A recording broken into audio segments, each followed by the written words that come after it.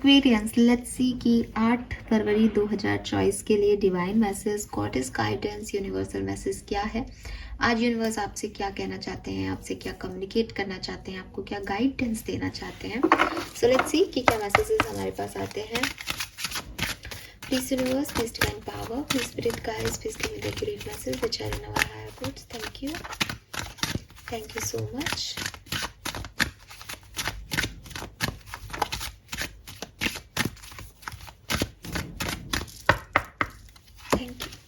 So we have easy does it, we have don't back down, and lastly we have peace.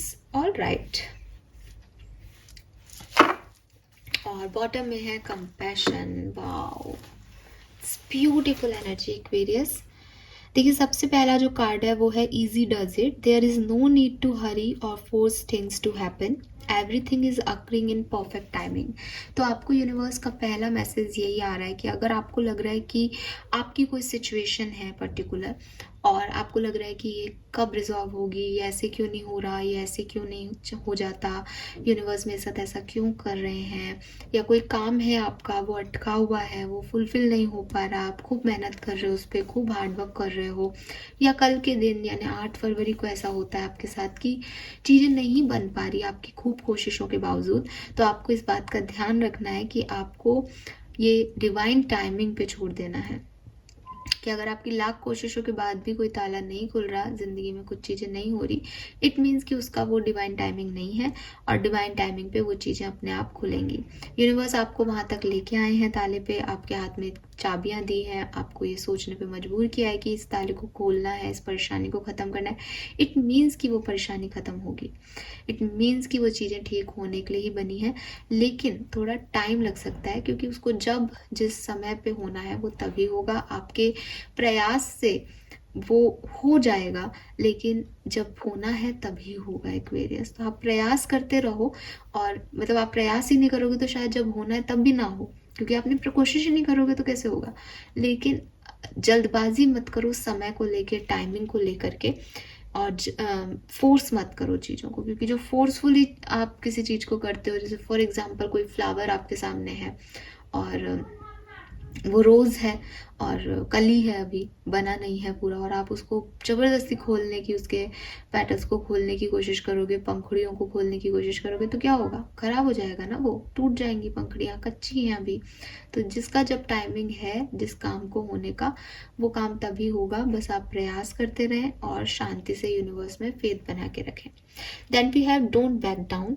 तो universe आपको कह रहे हैं कि अगर आपने कोशिश की किसी चीज़ के लिए, ठीक है, और आपने कोई डिसीजन लिया अपने लिए, लोगों के लिए, सिचुएशन में, उससे पीछे मत हटो। आपको लग रहा है कि मेरे काम अब नहीं बन रहे हैं या नहीं हो रहा है, तो गिव अप नहीं करना है, होगा वो। मैंने आपको पहले मैसेज में भी ये मैसेज दिया कि अगर आपके हाथ में चाबियां दी गई हैं, अगर आपको किसी काम को करने का जोश दिया गया है, इट मीन्स उस काम को होना है।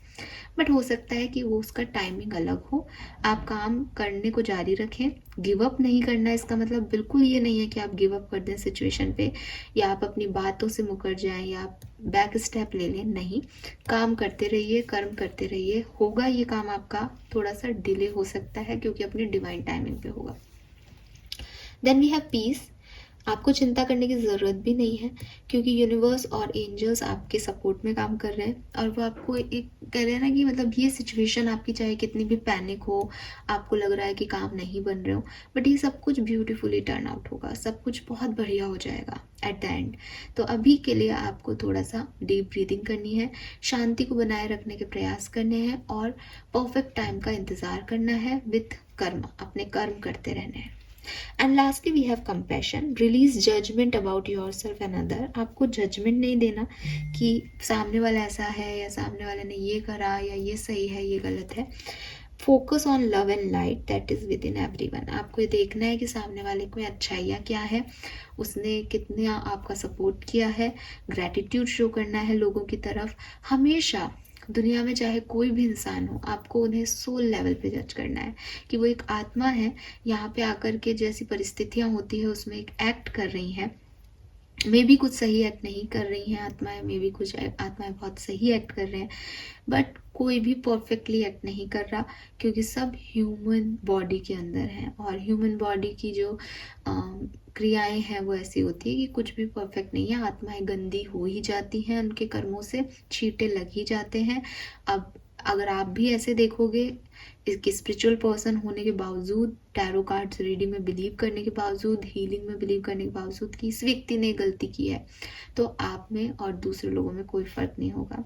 अगर आप ऐसे जज करना लोगों को छोड़ दोगे और समझोगे कि ये भी एक आत्मा है, इसने कोई गलती नहीं की, बल्कि परिस्थितियों ने इससे ये चीज़ें करवा दी, तो फिर आपको किसी से कोई शिकायत नहीं रहेगी और आपके मन में एक लव एंड लाइट हमेशा रहेगी, जिससे आपका ऑरा खिला रहेगा।